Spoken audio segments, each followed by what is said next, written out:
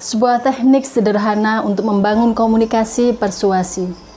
Di saat Anda menyampaikan sesuatu agar orang lain menerima, mendengarkan, kalau itu terkait dengan perintah, orang lain juga bisa melakukan sesuai dengan yang Anda inginkan. Dan itu ternyata ada cara-cara yang sangat sederhana untuk diterapkan.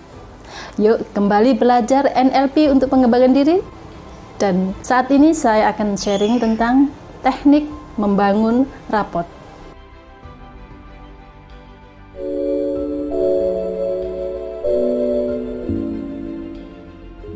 Raport dalam NLP mengacu situasi antara dua orang atau lebih yang terjadi keharmonisan, keselarasan, dan keterhubungan.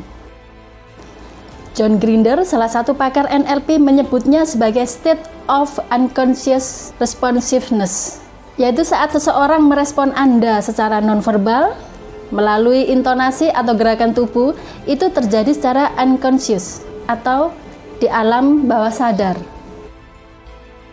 Raport merupakan bagian terpenting dalam komunikasi.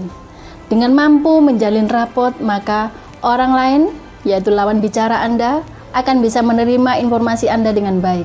Dan raport ini bisa dibangun dengan mencocokkan bahasa verbal dan nonverbal lawan bicara. Raport dapat dibangun dengan yang pertama, matching. Matching sendiri ada dua, yaitu verbal dan nonverbal. Kalau verbal, mencocokkan perkataan lawan bicara atau predikat. Kita ikuti, bisa persis dengan yang kata yang digunakan, predikat yang digunakan, atau sinonimnya. Lebih halus sebenarnya sinonimnya. Kalau seseorang mengatakan hari ini cerah, hari ini sangat cerah, hari ini terang, Anda mengatakan iya betul, hari ini cerah dan terang. Jadi kata-kata yang digunakan itu yang kita pinjam untuk bisa merespon apa yang disampaikan. Atau kita menjelaskan dengan gaya bahasa dia. Kalau dia kinestetik, ya kita menggunakan gaya bahasa orang-orang kinestetik. Biasanya menggunakan kata-kata merasakan, sejuknya, dinginnya, itu yang banyak kita gunakan. Jadi saat komunikasi, proses awal adalah mendengarkan.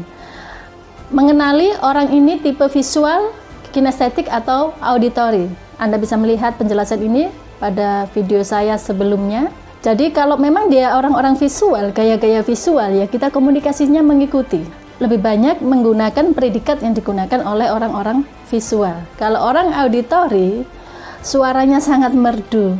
Gemericiknya menenangkan, gemericik air itu menenangkan. Ya, kita meminjam kata-kata yang serupa dalam merespon apa yang disampaikan itu. Ini yang disebut sebagai matching dengan mencocokkan perkataan atau predikat.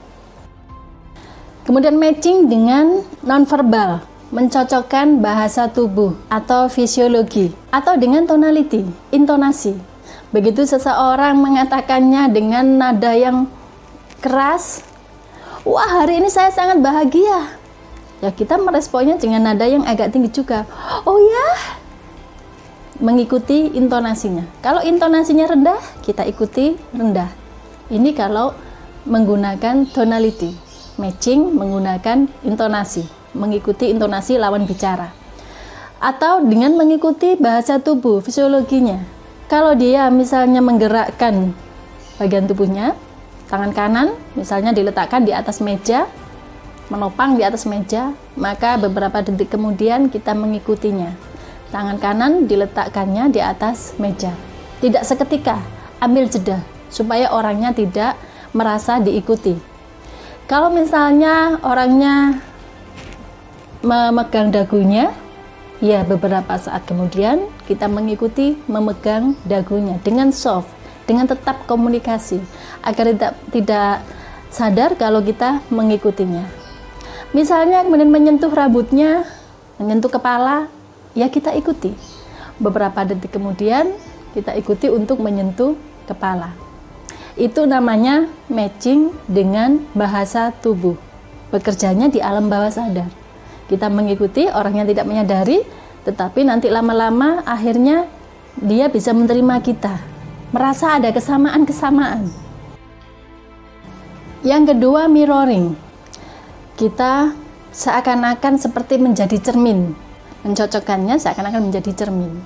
Saat orang itu menggerakkan tangan kanan, maka di cermin itu kita di hadapannya, tangan kanannya si lawan bicara berarti arahnya adalah tangan kiri kita. Saat lawan bicara menggerakkan tangan kanan, maka kita menggerakkan tangan kiri. Saat lawan bicara menggerakkan tangan kiri, maka kita menggerakkan tangan kanan. Lawan dari lawan bicara. Karena kita berlaku seakan-akan ini di depan cermin. Dia menggerakkan kaki kanan, berarti kita menggerakkan kaki kiri. Itu disebut mirroring. Jadi mengikuti gerakannya, namun berlawanan. Lakukan juga secara soft, tidak seketika.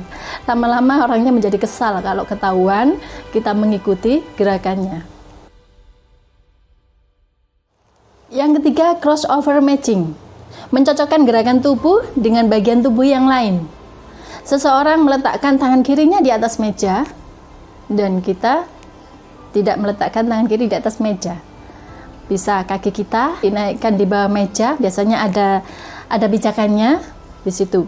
Artinya di saat dia bergerak mengubah posisinya secara tidak langsung, beberapa detik kemudian kita juga mengikuti gerakan, tetapi dengan bagian tubuh yang lain, tidak persis seperti yang lawan bicara lakukan.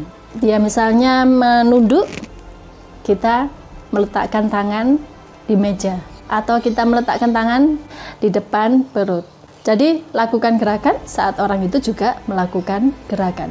Ini crossover matching.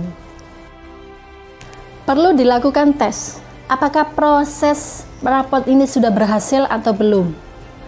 Gerakkan bagian tubuh Anda. Orang ini mengikuti atau tidak?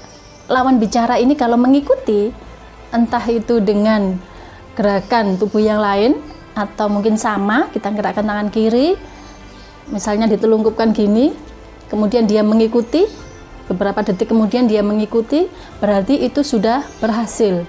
Kalau sudah pada posisi ini, sampaikan apa yang ingin disampaikan, tujuan awal disampaikan. Mau bicara itu tadi, tujuannya apa, itu sampaikan.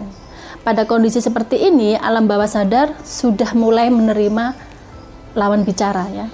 Jadi orang ini karena kita sudah membangun raport dan sudah mengikuti gerakan kita dalam tes tadi, berarti kita mau menyampaikan apa, insya Allah dia mau menerima. Dia sudah terbuka, sudah bisa diajak diskusi, sudah bisa diajak kerjasama. Silakan sampaikan. Orang ini siap mendengarkan. Misalnya bicara di depan sekelompok orang, bagaimana cara melakukan raport? Karena orang ini pastinya tidak semua orang visual, juga tidak semua orang kinestetik, memungkinkan campur. Secara umum, tetap kita gunakan teknik ini. Siapa yang kita utamakan untuk dilakukan raport? Yaitu orang yang paling berpengaruh di dalam kelompok tersebut. Siapa? Biasanya ada 1 orang, 2 orang, atau 3 orang. Pilih yang paling berpengaruh. Itu yang kita lakukan raport. Kalau orang ini kemudian sudah bisa menerima, maka apa yang dikatakan orang ini juga akan diikuti oleh kelompoknya. Sudah berhasil membangun raport dengan si A, orang yang paling berpengaruh di dalam kelompok tersebut. Maka saat kita mengatakan sesuatu, si A menerima, dia menyampaikan, membantu menyampaikan kepada kelompoknya. Ini sangat powerful. Jadi seakan-akan kita punya orang lain yang membantu untuk memperkuat apa yang kita sampaikan. Ya, itu triknya jika menyampaikan di dalam sebuah kelompok. Untuk menerapkan teknik ini mulai dari skup terkecil di dalam keluarga, di dalam komunikasi dengan teman, nanti sambil mengamati. Dalam bicara hal-hal yang ringan, komunikasi sehari-hari, itu silakan diterapkan dan sekalian diamati untuk berlatih. Karena semua tentu butuh latihan. Oke, selamat praktek, semoga mendapat manfaat dan selalu berbahagia.